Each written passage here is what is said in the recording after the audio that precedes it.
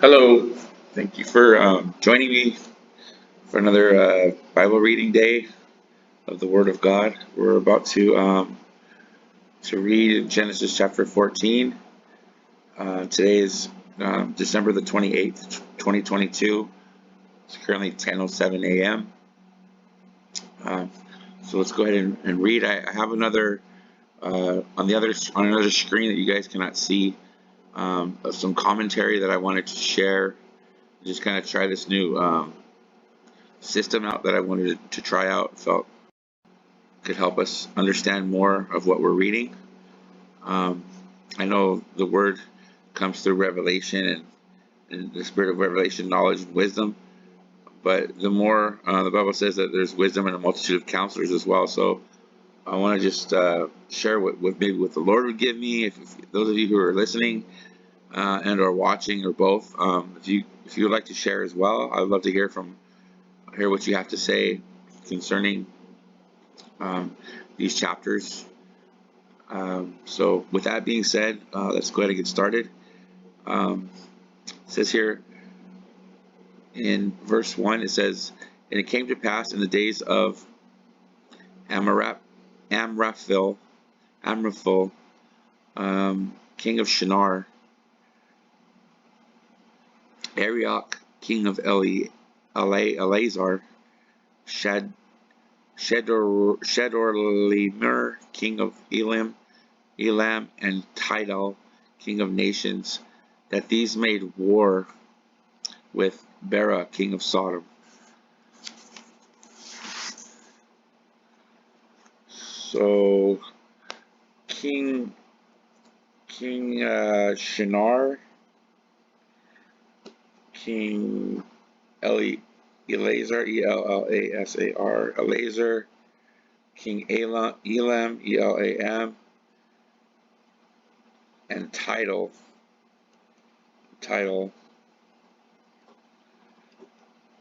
These made war with Bera, king of Sodom. So that word Bera, okay. So what we're getting here is that there's 1, 2, 3, 4 kings running four kingdoms. Territories are upset with this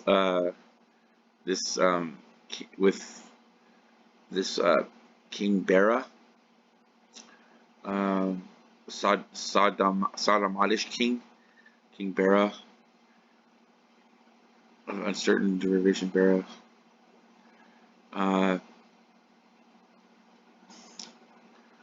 King Bera, king of Sodom.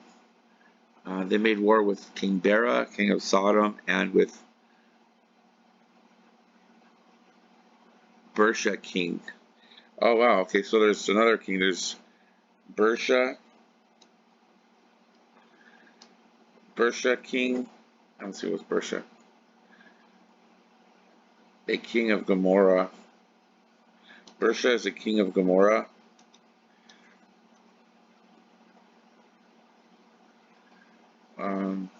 With a prepositional prefix with wickedness, the king of Gomorrah. I'm going to click on this little definition here. Is Resha, a wrong, iniquity, wicked king.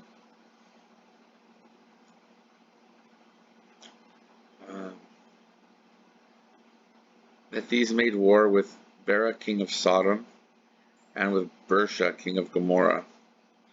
So Bersha was king of Gomorrah, and Bera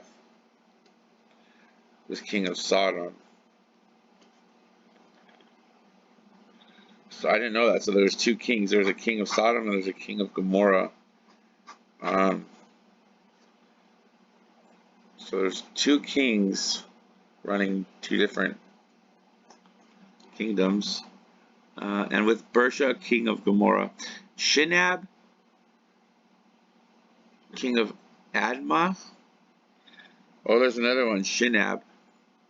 S-H. It sounds like Sheena, the one up top, but it's not Sheena, it's Shinab.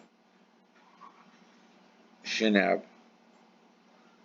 king of Ad. So Shinab, Shinab, king of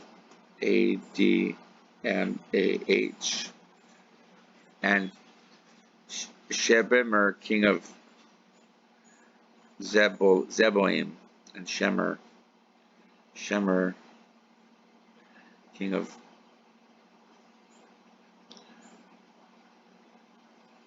let's see here, Sheber, king of Zeboim, king Shinab, king of Admah, and Shemer, king of Zeboim, and the king of Bela, which is Zor. Okay, so sounds like there's a war going on here. These guys are something's going on, something's happening. So these kings up here on verse 1, it came to pass in the days of king of Shinar, king of Elzar, that's 2, king of 3, Elam, and then Tidal, 4. So 4 different nations came together. It sounded like it'd be like 4 different nations nowadays, right? Like United States, Britain, different nations coming together and declaring war on 4 other nations. So, but there was actually, was it 4 and 4? These made war with king of Sodom, 1, king of Gomorrah, 2, Adam, 3, Zeboim, 4, 5. Also, four nations declared war on 5 nations. Sounds like right here. And let's find out what's going on. And these were joined together in the Valley. Oh yeah, Valley. Amek is Hebrew, Valley. And that is in House of the Valley, a place in Palestine. It says here, place in Palestine.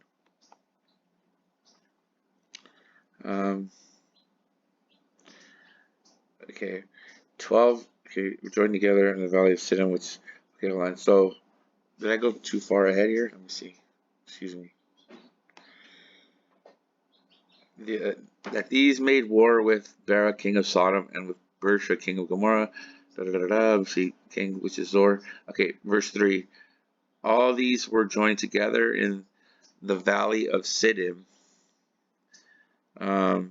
Palestine. Okay, so they're all, most of them were all, so obviously it sounds like they're all Palestinians. Palestine. Let's see here. So I don't know if all of those are all in Palestine. They're all. I don't understand how. Well, let's find out. Let's keep reading. All these were joined together in the Valley of Siddim, which is the Salt Sea. Okay, 12 years they served. 12 years they served Chedorlaomer. Chedorlaomer is an early Persian king. Chedorlaomer is the Hebrew. Chedorlaomer.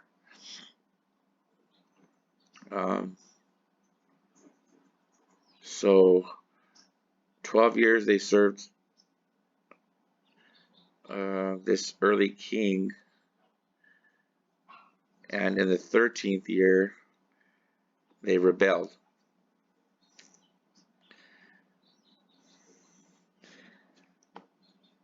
So I'm gonna find out who this Chedorlaomer king is. You guys won't see it, but I'm gonna go on another computer and I'm gonna type in this guy's name. Chedorlaomer.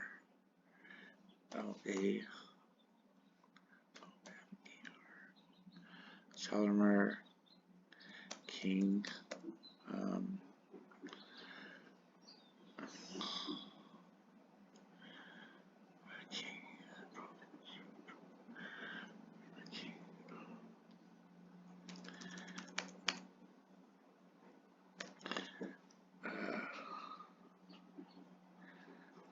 Okay, so it says Chedorlaomer, also spelled Chedorlaomer, is a king of Elam mentioned in Genesis 14.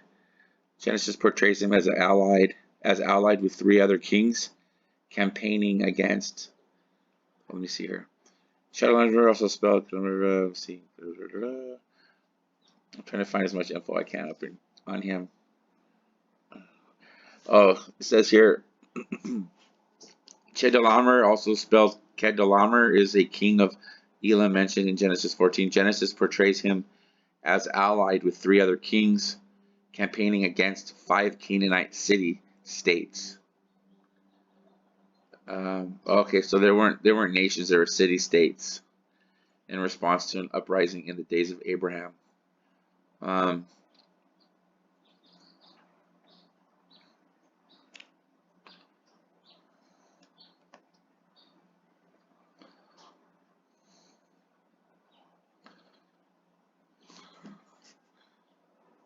Bear with me, you guys. I'm trying to find.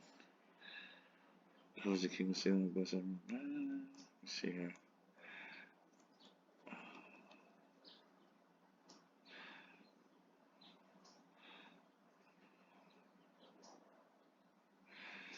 So there's a Jewish encyclopedia that I'm going to check out. Chedorlaomer, name of a king who made conquest as far west as Canaan and exercised supremacy over its southeastern part.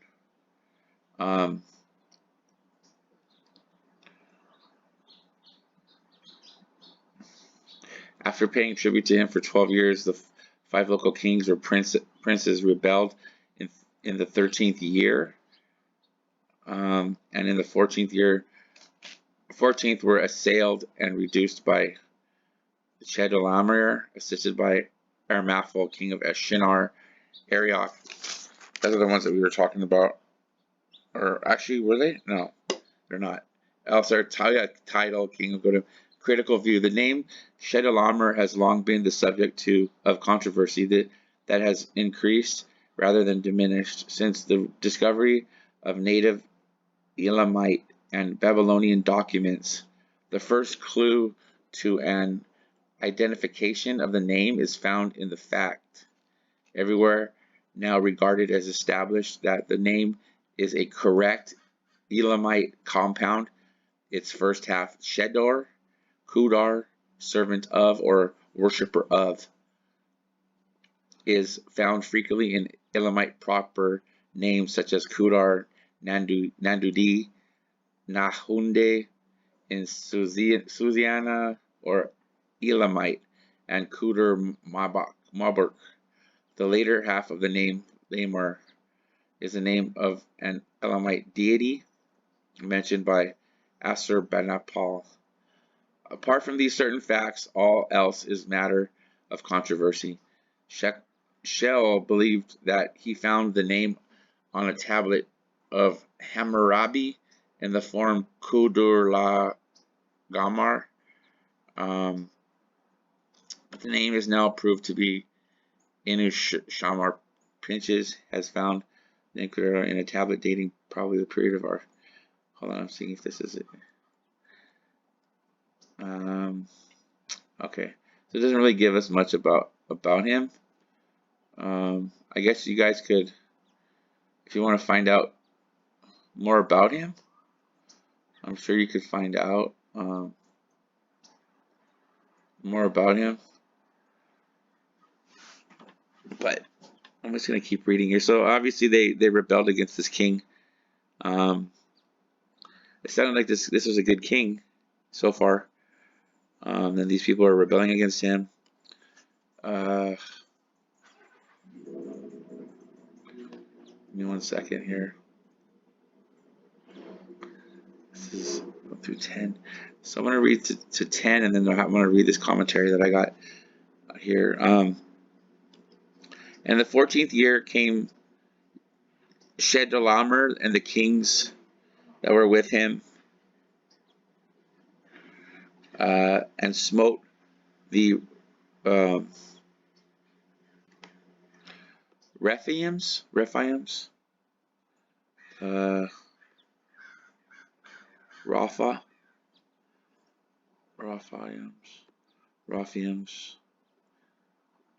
smote the Rephaims, properly man stitching figuratively. Where were we? Oh, here it is. Smote the Rephaims in Ashtoreth Carnaim, which was a place east of the Jordan. Double horns. I don't know what that has to do with that. That's Carnaim. I don't know. And the Zumis and Ham. So the 14th year came Chedorlaomer and the kings that were with him and smote the Rephaims in Ashtoreth Carnaim, and the Zumis in Ham, and the Emis in Shavah Kirathaim, and the Horites in their mount Seir unto Paran, which is by the wilderness, and they returned.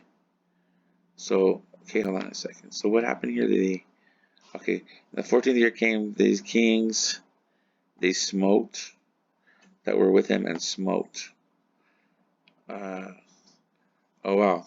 So this is the battle right here. This is Naka, to strike, beat, cast forth, clap, give, wounds, go forward, kill, make, slaughter, murdered, punish, slaughtered, slayed, smited, strike, stricken, wounded.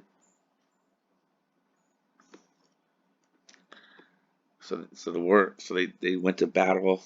It was a huge battle, because they had rebelled against the king. This is something we don't want to do.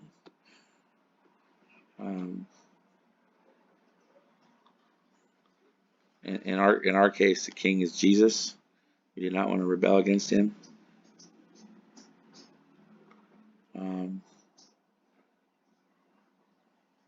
Let's see here where we're at.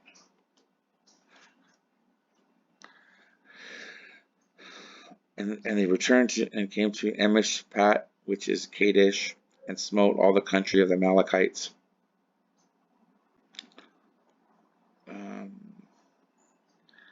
The descendants of Amalek. Also, is also a descendant of Esau as well. So these are all people that were descendants of Esau, and also his posterity in their country. Let's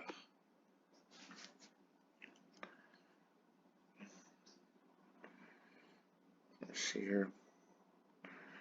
There that with him and smote the Rephaims, and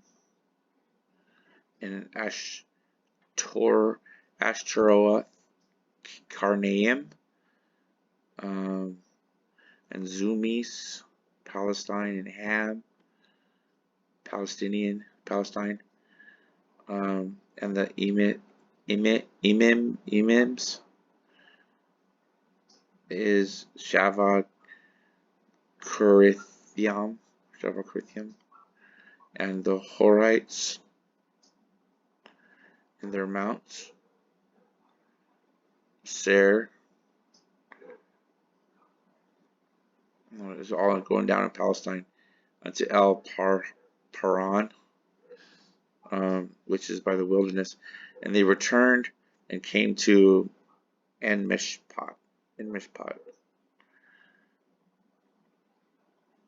which is, they returned to Mishpat, which is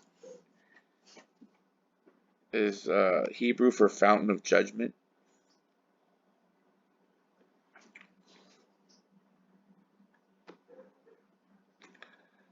which is Kadesh, a place in the desert.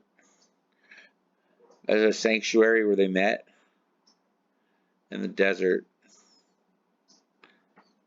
called Imishpat, where there was a fountain of judgment in Palestine, and smote all the country of the Amalekites,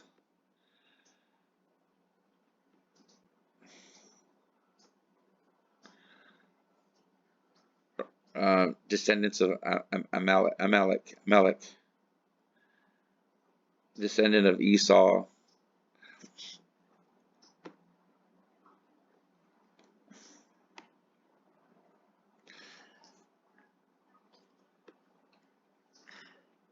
And also the Amorites. And also the Amorites. So they openly did this as an act of war. Sounds like. Um,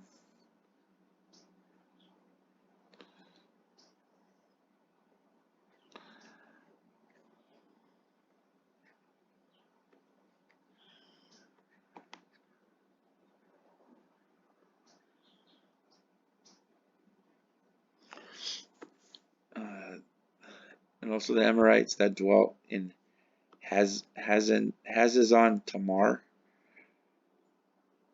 Palestine, and there went out the king of Sodom,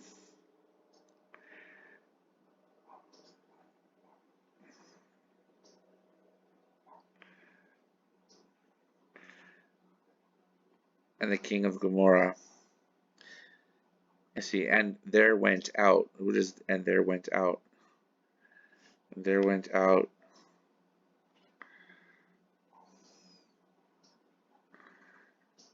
I guess they took off. It sounds like.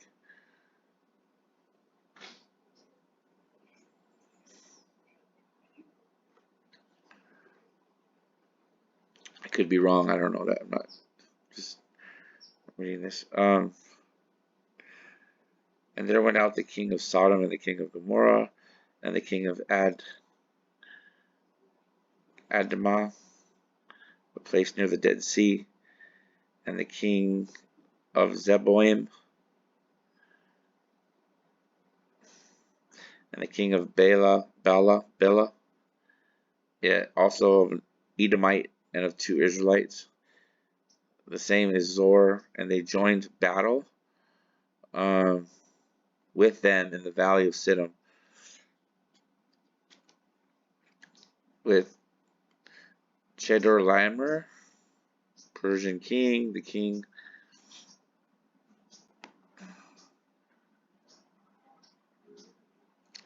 of Elam.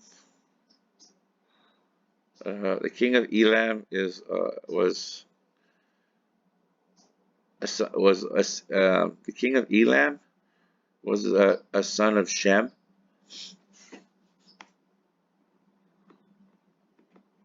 and his descendants, also of 6 Israelites.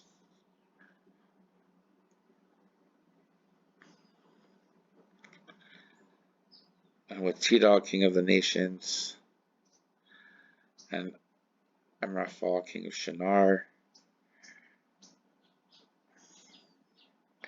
and Arioch, king of Elasar, 4 kings with 5. And the valley of Siddim was full of the king of Siddim, and Palestine was full of Hebrew's Be'er, full of was a pit that went down like a well. And the kings of Sodom and Gomorrah fled. There it is. So they did run. A primitive root vanished away, subsided, escaped. They hid.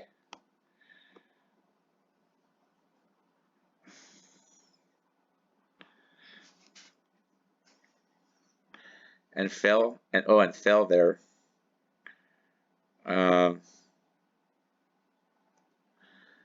I don't know, did they die there? It sounds like it. And they that remained, was the remnant, was the reserve, the rests. Um,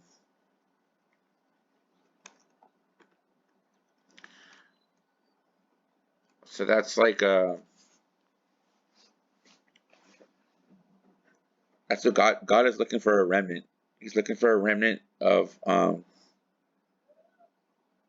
disciples that are not going to run from the battle. They're not going to run from because someone's trying to put fear into them. Like, that's what the enemy wants to do. The enemy wants to try. The enemy tries to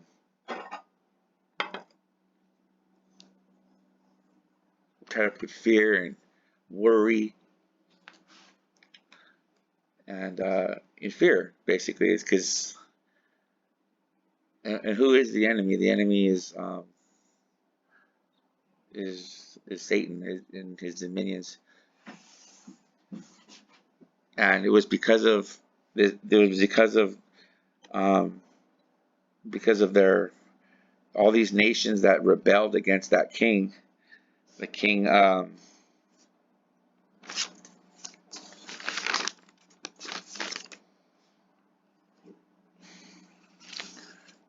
that we were looking at, Chedorlaomer, and it caused all this chaos.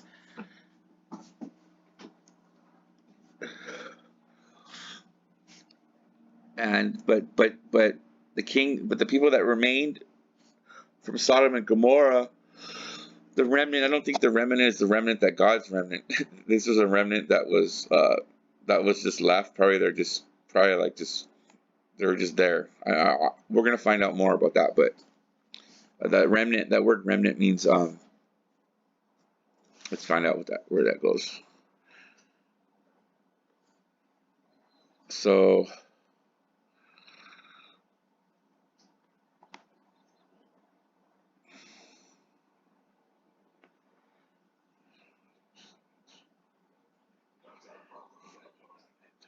okay, so in the Valley of Siddim was full of slimpets. Slimpets, that was like a slimpets. Slimpets are like slime. What are that? Uh, Slime like that boil up, ferment scum.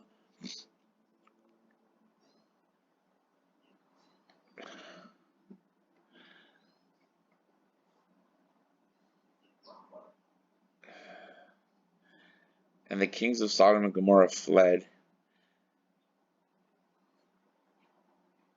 and they that remained, Shar is the remnant reserve, fled to the mountain, and they took all the goods of Sodom and Gomorrah.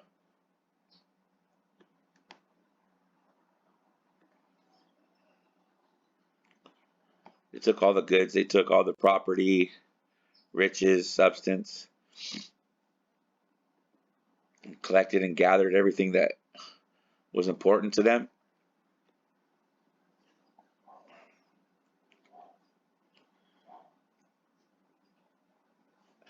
And all their victuals. Oh, victuals. Okel is the Hebrew for food, meal, meat. Okel is food. Okel.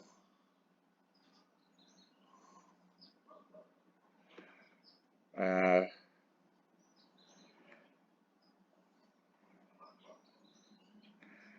and went their way. And they took Lot, Abraham's nephew. Okay, and they took Lot, Abraham's brother's son,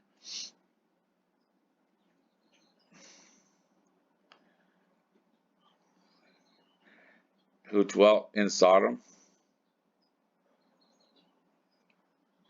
and his goods, and departed.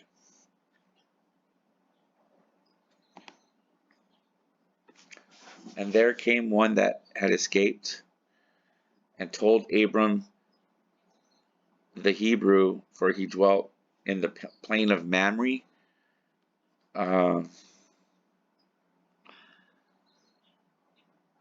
Amorite mountaineer of the Canaanitish tribes, Amorite, brother of Eshcol, Valley of Palestine, and the brother of Anir. And these were confederate with Abram. And when Abram heard that his brother was taken captive,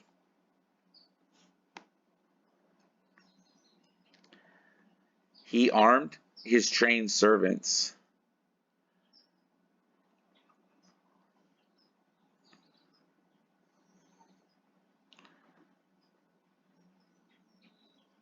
born in his own house, 318, and pursued them unto Dan.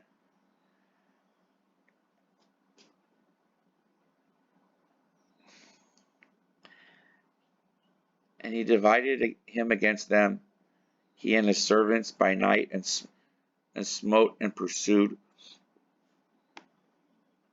them unto Joab, which is on the left hand of Damascus. Okay, so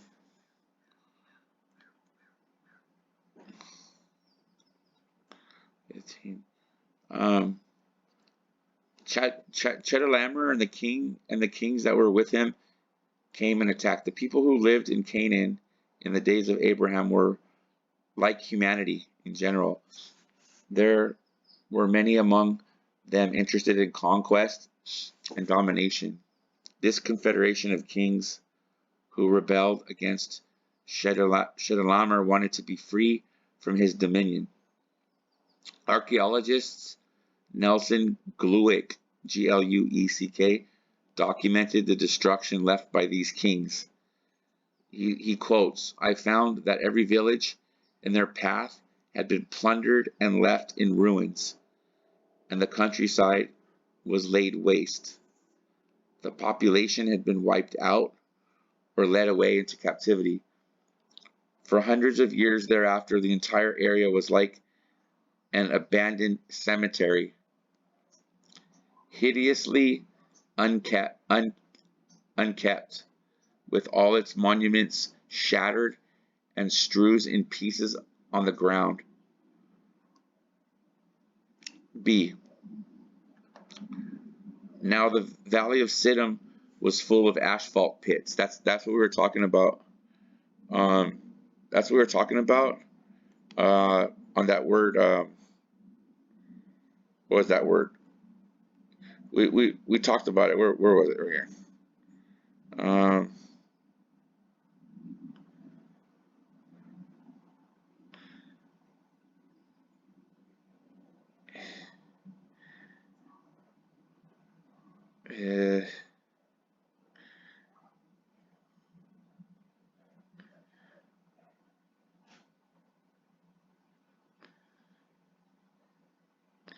Anyways, remember they were talking about the boils and all that were coming up out of the ground?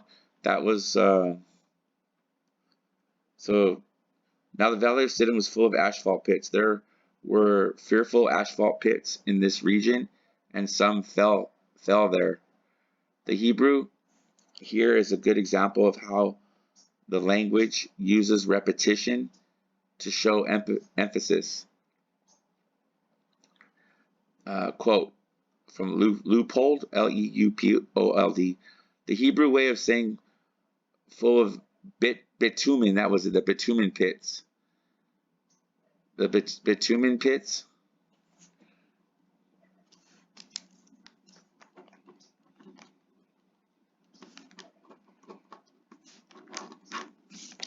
The bitumen pits, pits of bitumen. Repetition expresses abundance, plenitude, etc. So the four kings that took Lot and all his possessions. Um, then verse 11 and 12. Go back up there. Um, then they took all the goods of Sodom and Gomorrah and all their provisions, and went their way. They also took Lot, Abram's brother's son, who dwelt in Sodom, and his goods, and departed. They also took Lot. Because Lot was Abram's brother's son, the group of four kings involved Abram.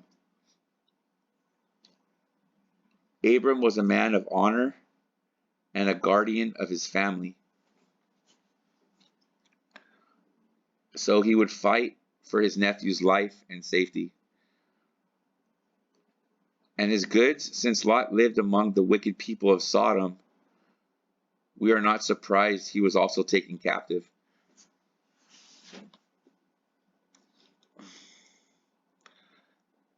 Those believers who conform to the world must expect to suffer for it. That's Spurgeon's quote. Those believers who conform to the world must expect to suffer for it.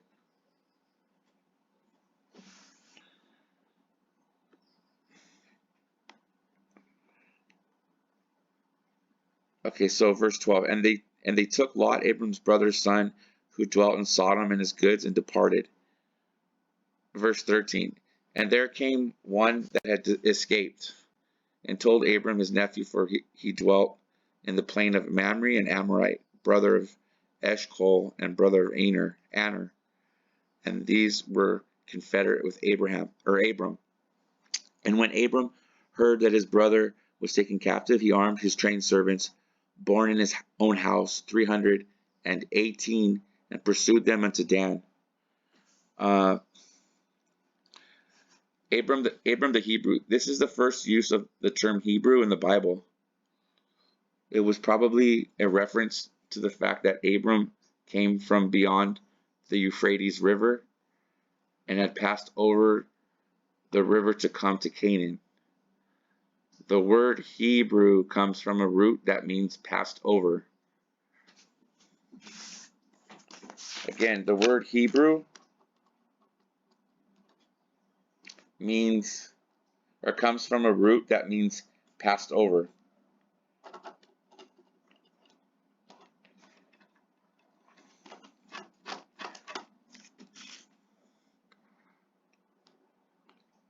The Septuagint translates it the passenger. He armed his 318 trained servants. This demonstrates the great wealth of Abram. And many who could assemble 318 servants capable of fighting must be very rich. Trained servants. Abram was a man who walked in faith, yet he was also a prudent man. Abram kept his own personal army, and he apparently kept them trained and ready to defend his interests.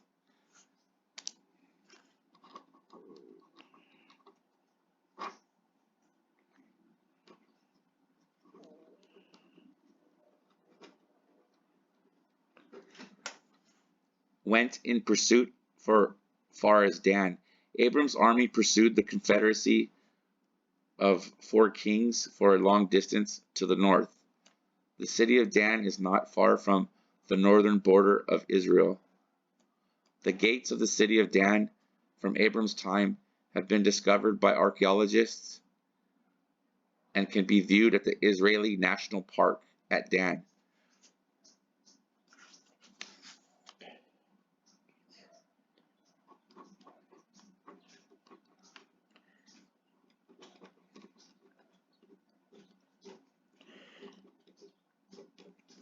Those of you who are still on this teaching with me, kind of cool. I'm actually interested. I'm going to YouTube it. I want to see. I can't go. I'm not in Israel, but I'd like to YouTube. I'm sure there's something on YouTube about the gates of the city of Dan.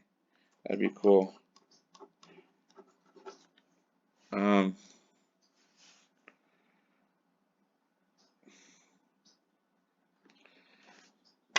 Please forgive me, you guys. I have to go use the restroom really quick.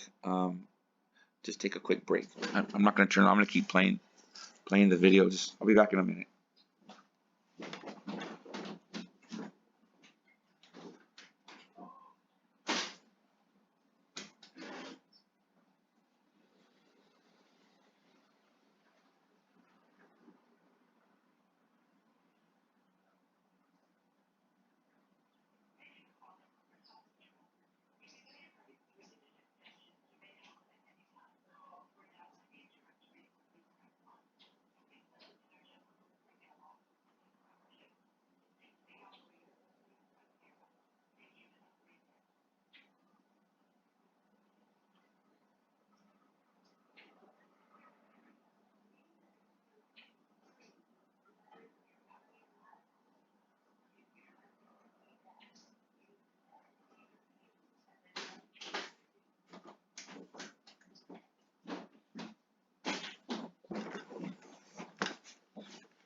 Okay, thank you for your patience. Okay, so where were we? So I'm here speaking about the trained servants. Abram was a man who walked in faith, yet he was also a prudent man. Okay, hold on. We already read all that. Okay, here we go. So we're going to read from 15 to 17. So it says, and he divided himself against them and his servants by night, and smote them and pursued them unto Hobah, which is a place in Syria. Hobah is the name of it, which is on the left hand of Damascus.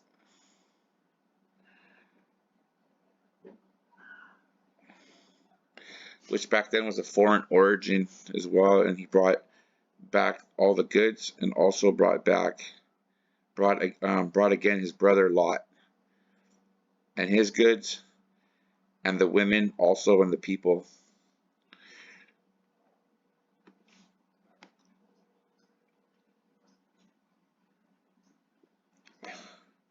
And the king of Sodom went out to meet. Okay, no, I guess he didn't die. So it says he took off, but here he is again. And the king of Sodom went out to meet him after his return from the slaughter of Chedorlaomer. Or actually, it's pronounced Chedorlaomer. Chedorlaomer. The early Persian king. So, and the king of Sodom went out to meet him after his return from the slaughter of Chedorlaomer and of the kings that were with him at the Valley of Shave, which is the King's Dale, King's Valley.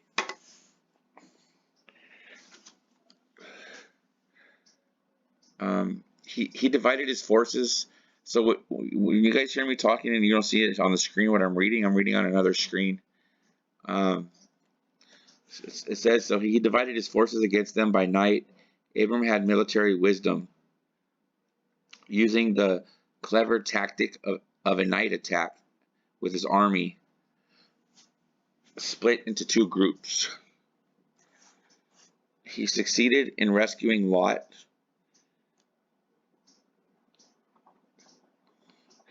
and recovering all the plunder and all the goods seized by the partnership of the four kings.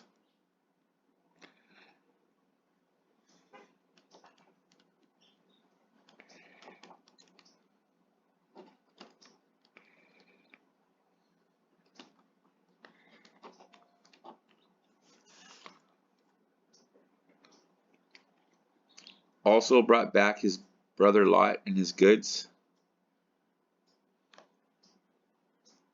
Unfortunately, Lot moved right back to where he was before in Sodom. He refused this warning from God and would eventually lose everything when Sodom and Gomorrah were ultimately judged. And that's all found in Genesis chapter 19, verses 24 through 25.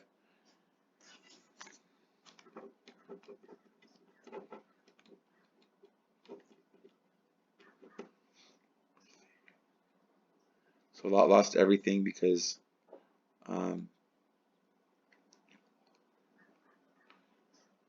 he moved back.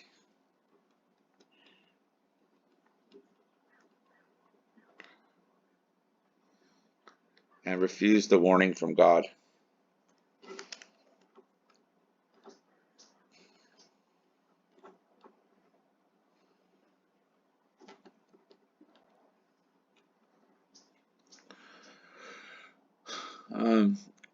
We may see a story in the account of Abram's rescue of Lot. We were those off in. Sorry, Alvin. We may see a story in the account of Abram's rescue of Lot. We were those off in sin and shame, rescued by one who left his safety and happiness.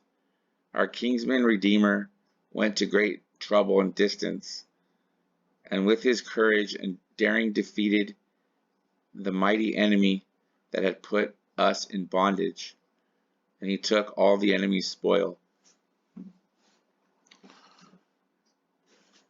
Again, it's kind of a conclusion. It says, we may see a story in the account of Abram's rescue of Lot. We were those off in sin and shame. So this is talking about the ones that had ran, and then rescued by one who left his safety and happiness.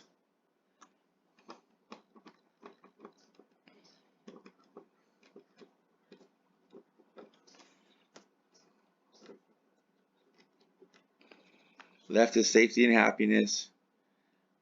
Our kinsman redeemer went to great trouble and distance, and with his courage and daring defeated the mighty enemy that put us in bondage, and he took all the enemy's spoil.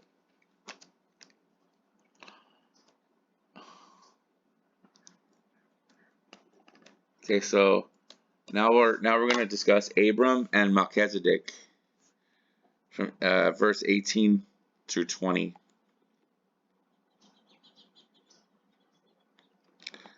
And Melchizedek, king of Salem, Jerusalem. So Melchizedek was the king of Jerusalem. A peaceful king is Shalem brought forth bread and wine, and he was the priest of the Most High God. So this is the very first king that they speak of somebody that was honored by God as king over the nation of Israel.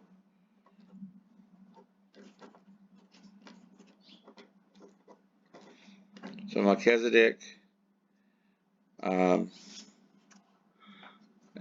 king of Salem, brought forth bread and wine, and he was the priest of the Most High God.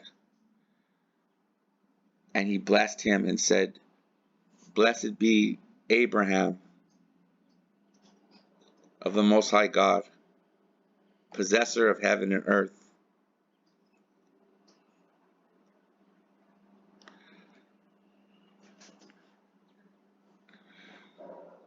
So that word possessor is by extension to he's basically just honoring his victory. And I mean, it was just, you can imagine, there was Abram. There was less people that he took that they actually won the battle, and there was way more of them than there was of him, and he came back victorious.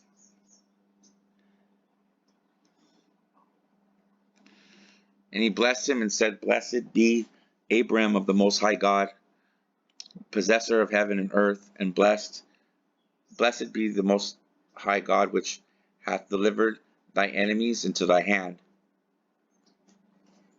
And he gave him tithes of all, a tenth. He gave him a tenth of all of his all of his belongings, and he was King Melchizedek, which he owned. He was probably back then a billionaire, and he gave Abram a tenth of what he had. So that's God coming through on his promise for him. Right there, that's the first manifestation of God's promise over Abram. So now I'm going to read a little bit of commentary on another screen.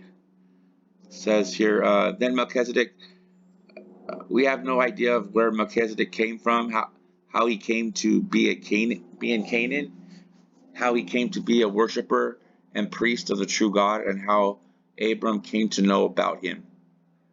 We only know he was there. Melchizedek, king of Salem. The name Melchizedek means king of righteousness.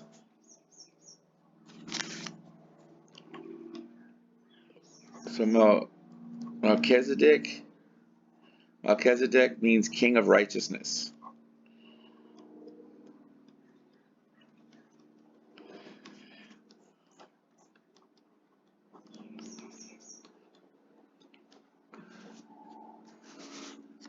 He was the king of Salem, and Salem was the original Jerusalem.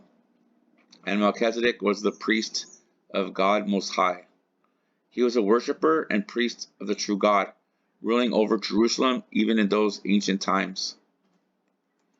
One thing that makes Melchizedek unique was he was both a king and a priest.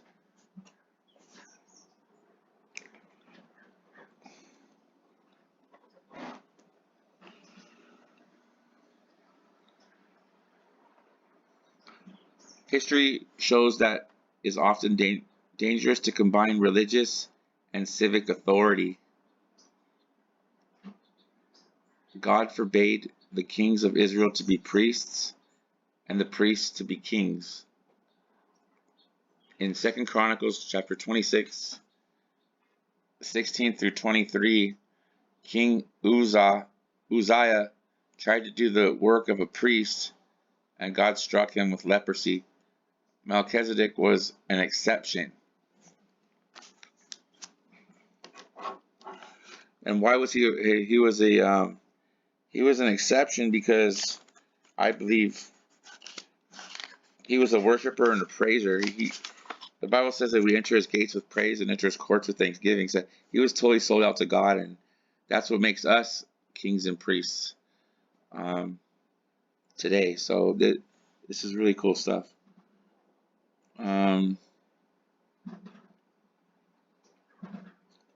So Melchizedek was a priest of God Most High. El Elyon means highest God, like saying supreme being. Melchizedek is an example of a worshiper of the true God, even a priest of God Most High, yet not related to Abram or other known covenant people of God. When he brought out the bread and the wine, Melchizedek served Abram bread and wine. Perhaps he even served them in a manner looking forward to our redeeming sacrifice, as the bread and the wine of Passover and the Lord's table. Look at our redeeming sacrifice, Jesus Christ. He was the priest of God Most High. Melchizedek, as priest, did two things. He blessed Abram and he blessed God. Melchizedek showed that a priest must connect with both God and man.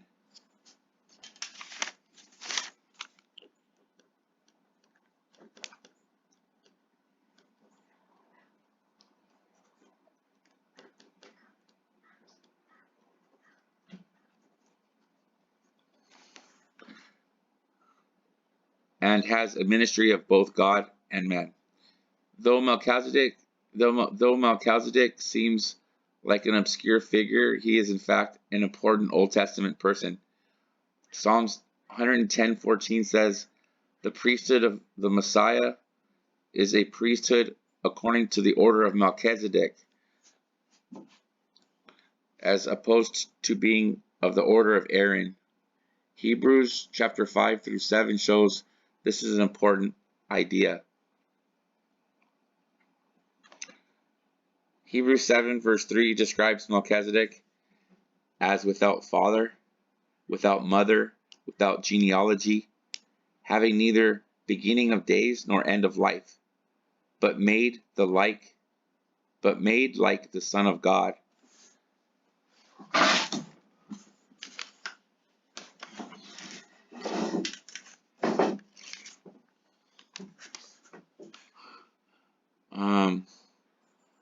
Remains a priest continually. Because of this passage, some have thought Melchizedek was actually a pre-Bethlehem appearance of Jesus.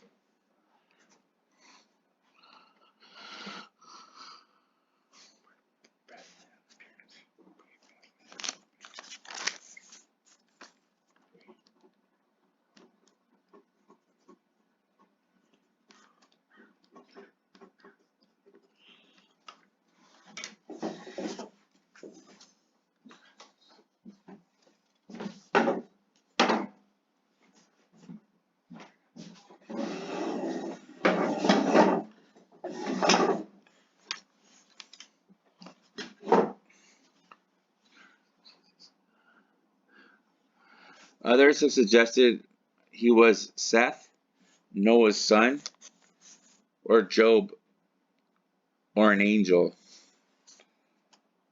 Or even some have fancifully speculated Melchizedek was an outer space visitor, an unfallen Adam from another planet, sent to observe the progress of God's work of redemption for this fallen race. These suggestions are bizarre and have no biblical foundation. The question cannot be said to be settled completely. Otherwise, the identity of Melchizedek would have been agreed on by Bible scholars long ago. Morris. We can say with confidence that if Melchizedek was not an appearance of Jesus himself, at the very least, he is a remarkable type of picture of Jesus. And he gave him a tithe of all. So Abram gave unto the Lord, and he did it through giving to Melchizedek a tithe of all. This referred to 1/10 of his assets, not his income. It was most as if Abram and Melchizedek worked to see who could bless the other more.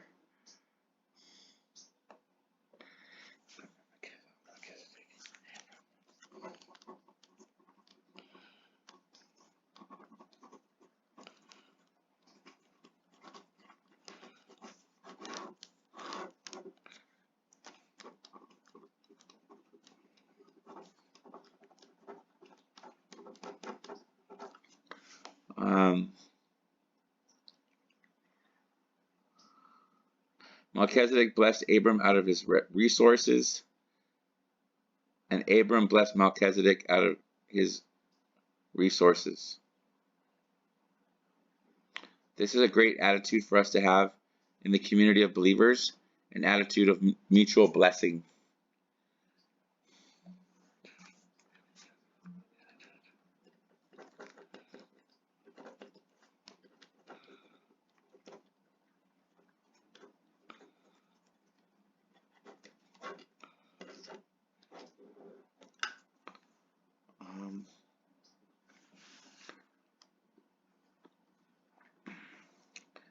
Verse 22 says, And Abram said to the king of Sodom, I have lifted up my hand unto the Lord, the Most High God, the possessor of heaven and earth, that I will not take from a thread, even to a shoe latchet,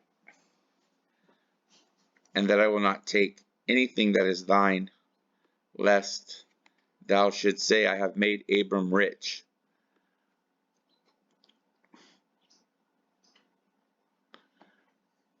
Save only that which the young men have eaten, and the portion of the men which went with me. Ener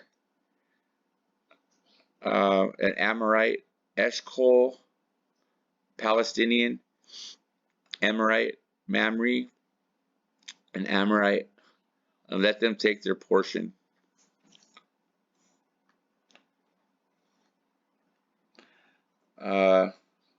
Take the goods for yourself. As seemed proper, the king of Sodom wanted to reward Abram for all he did in recovering what was taken by the partnership of the four kings, and he offered Abram a tremendous amount of plunder. I will take nothing. Yet Abram would not take any of the plunder, the spoil taken from Sodom and Gomorrah, and recovered. This was because of a vow he made to God Most High, a phrase he used after hearing Melchizedek use this particular title of God for God. Genesis chapter 14, verse 9. The phrase, "I have raised my hand to the Lord," indicates that Abram made the vow. Lest you should say, "I have made Abram rich."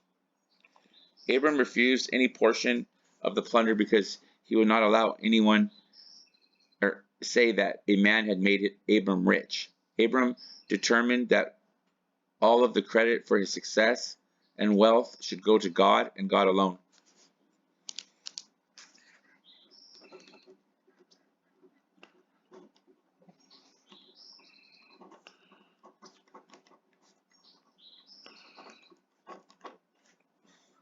If success doesn't come when we pursue human measures of success, using man-centered wisdom and methods, how can we really say that God gave the success?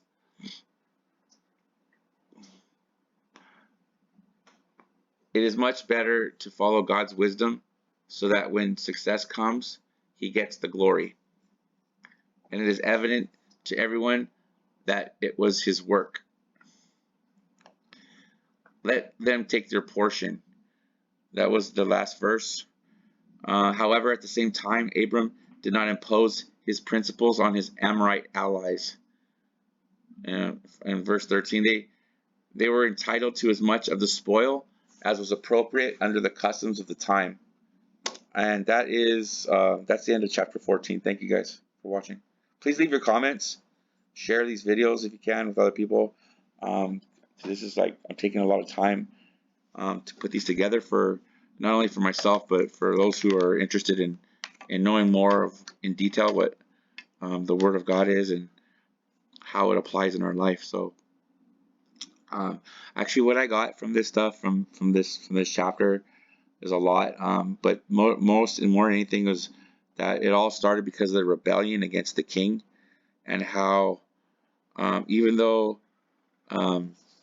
the people rebelled against the king, it all worked out for God's glory because not only did Abram find his nephew and brought him back,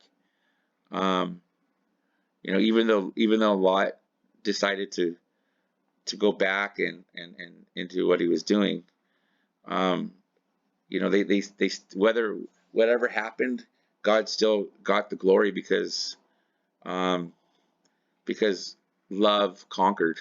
Love conquered in this story. So and not only did it conquer, it prospered. So let's love one another so that God can receive the glory and we can be victorious in our walk with Jesus. Amen.